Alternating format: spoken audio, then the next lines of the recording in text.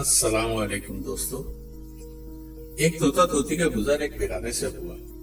वीरानी देखकर तोती ने तोते से कहा, किस कदर वीरान गांव है। तोते ने कहा, लगता है यहाँ किसी उल्लू का गुजर हुआ है। जिस वक्त तोता तोती बातें कर रहे थे, ऐन उस वक्त एक उल्लू भी वहां से गुजर रहा था।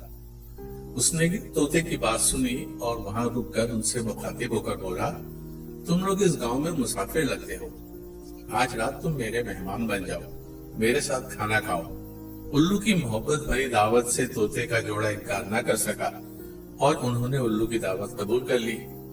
खाना खाकर रात गुजरी।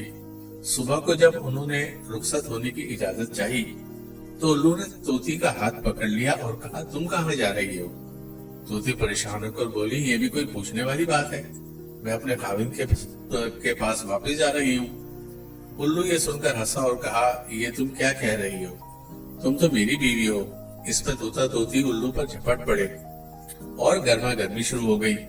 दोनों में जब बहस तकरार ज्यादा बढ़ी तो उल्लू ने तोते के सामने एक तजवीज पेश करते हुए कहा कि ऐसा करते हैं, हम तीनों अदालत में चलते हैं और अपना मुकदमा काजी के सामने पेश करते हैं।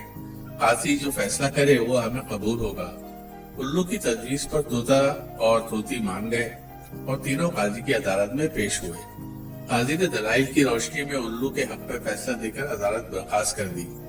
तोता इस बेइंसाफी पर बहुत रोया और चीखता चिल्लाता हुआ चल दिया।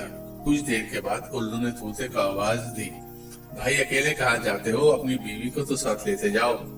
तोते ने हैरानगी से उल्लू की तरफ देखा और बोला, अब क्यों मेरे जख्मों पर नमक छिड़कते हो, ये अब मेरी बीवी कहाँ है। अदालत ने तो उसे तुम्हारी बीवी करार दे दिया है। उल्लू तोते की बात सुनकर नरमी से बोला, नहीं दोस्त, तोती मेरी नहीं बल्कि तुम्हारी ही बीवी है। मैं तुम्हें सिर्फ ये बताना चाहता था कि बस्तियां उल्लू के गुजरने से वीरान नहीं होती, बल्कि बस्तियां तब वीरान होती हैं जब उनसे इंसाफ उठ जाता है। दोस्तों, अगर आपको वीडियोस पसंद आती हैं तो उसको लाइक, शेयर और सब्सक्राइब करें। बहुत शुक्रिया।